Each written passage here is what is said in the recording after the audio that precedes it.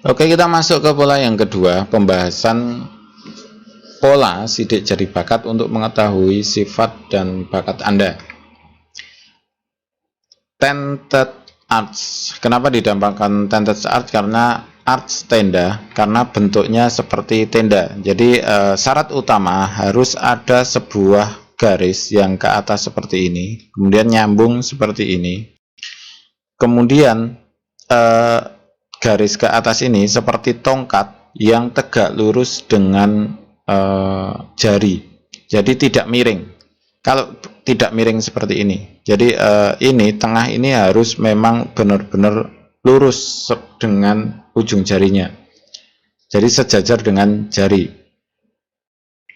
Nah, ini kadang bisa panjang, bisa pendek, jadi bisa pendek seperti ini juga bisa. Kadang cuma terbentuk seperti ini, agak naik dikit gini, kemudian nah ini sudah termasuk arts tenda. Namun kalau naiknya ini nggak kelihatan, kadang kan cuma gini, nah gini tok, kemudian naiknya dikit, nah seperti ini belum termasuk arts tenda, masih masuk ke A, pola arts. Pola tented arts kodenya B di analisa sidik jari kami. Nah, modelnya itu seperti tenda berkemah dengan ujung atas yang tajam. Jadi ini kan ujungnya itu tajam seperti ini, nggak tajam banget gitu ya, tapi dianggap tajam. Nah, yang kita bahas adalah kepribadian yang ekstrim. Jadi punya kepribadian yang benar-benar ekstrim, maksudnya ekstrim itu ya kita bayangkan olahraga ekstrim gitu aja lah. Jadi kalau orang yang bagi jumping itu kan ada talinya, ada pengamannya, ada intinya semuanya kan aman. Nah, olahraga ekstrim itu misal di sini ada tebing, kemudian di sini ada air gitu ya. Nah, dia loncat aja gitu loh, loncat tanpa apa itu, tanpa pengaman, tanpa mikir apakah ini dalam atau enggak gitu kan. Kalau ini cetek gitu ya, nggak terlalu dangkal gitu ya, nggak terlalu dalam, ya udah kan selesai urusan. Itu kepribadian yang ekstrim. Nah, ekstrim ini kadang sampai ke pemikirannya juga. Jadi pemikiran yang ekstrim itu kadang tidak memiliki nalar. Jadi aneh banget menurut orang umum ya. Jadi aneh dan enggak itu cuma pada umumnya. Kalau dia berpikir dengan tidak umum maka dianggap aneh. Dan ini terlalu aneh. Kadang sangat tidak masuk akal itu, cara berpikirnya itu kadang tidak masuk akal. Makanya dia disebut dengan orang kreatif. Kenapa? Karena memang punya ide yang tidak difikirkan orang intinya. Orang ini akan hebat ketika ada orang yang ada dibantu dengan orang-orang yang di sekitarnya yang mendukung dia. Jadi orang B itu butuh dukungan, namun ada beberapa masalah, yaitu bisa bersikap ramah, pada suatu saat bisa saling memaki. Jadi saat kita bicara dengan orang B, orang attenda ini, kita harus hati-hati karena apa? Kadang dia itu marah tanpa kita tahu sebabnya. Jadi kan kita sedang ngomong-ngomongan gitu kan ya. Nah, raut mukanya itu kadang berubah dengan cepat, seperti kadang marah itu. Kan bingung toh kita. Marah kenapa itu loh? Bingung itu. Nah, seperti itulah. Semuanya tergantung pada pengasuhan dan perkembangan selama masa kanak-kanak. Jadi perkembangan di masa kecilnya dia itu mempengaruhi apa yang akan dia lakukan di saat dewasa gitu. Ini tidak terlalu paham ya maksudnya, nggak terlalu saya expose.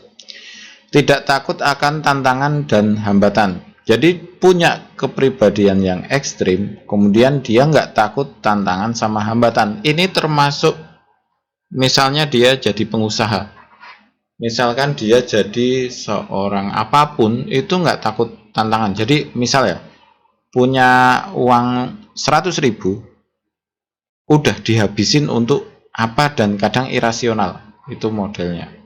Namun ketika ini ada sisi positif dan sisi negatifnya. Kebalikan dari yang B tadi, yang A, yang arts. Kalau dia tidak suka tantangan, nah ini kebalikannya, suka tantangan dan hambatan. Jadi memang orang yang mencari masalah gitu ya. Tapi kadang kala bisa impulsif. Impulsif itu perbuatan yang tidak rasional atau tidak logis atau enggak nalar yang dilakukan secara tiba-tiba. Jadi misal ya, ada ide langsung dilakukan gitu, idenya aneh. Nah, ini jadi ya seperti itulah. Oke, paham ya maksudnya ya. Ini adalah sebuah perkiraan di mana Anda bisa menggunakan perkiraan ini untuk mengantisipasi ya. Jadi misal Anda punya art tenda di tangan Anda bisa mengantisipasi. Misal ya, ini tidak takut tantangan dan hambatan, maka Anda harus sedikit lebih takut. Jadi jangan terlalu mengenolkan gitu loh. Misalkan Anda jadi pengusaha, jangan selalu mengenolkan rekening. Kalau Anda seorang olahragawan, ya kalau teman-temannya bilang jangan, ya jangan gitu. Jangan terlalu intinya ini adalah sebuah perkiraan di mana Anda bisa mengantisipasi. Kemudian kelebihannya kreatif ini Anda bisa gunakan sebaik-baiknya. Punya ide-ide yang sangat cemerlang, sangat unik, itu bisa Anda gunakan.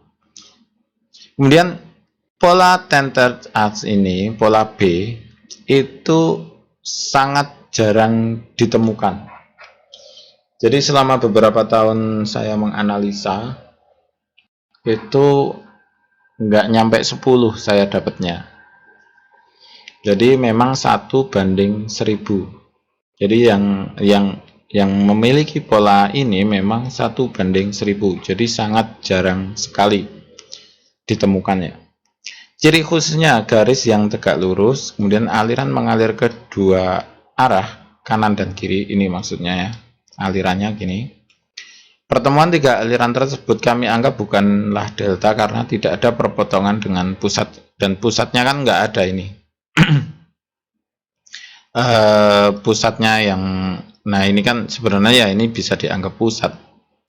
Tapi nah seperti ini. Nah kalau delta itu pertemuan tiga, nah ini juga iya sebenarnya. Jadi deltanya bisa dianggap di sini. Namun kita tidak anggap ada, karena apa? Antara pusat dengan delta itu tidak ada perpotongan garis. Oke, terima kasih. Oh ya. Ketika Anda misalkan Anda tertarik dengan analisa sidik jari bakat ini, harganya Rp100.000 per analisa. Caranya kirimkan 10 foto ujung jari, foto kedua telapak tangan melalui WhatsApp 081391005464, dan hasil analisanya akan dikirim dalam bentuk PDF ke WhatsApp Anda. Ya, terima kasih, selamat mencoba dan semoga sukses selalu.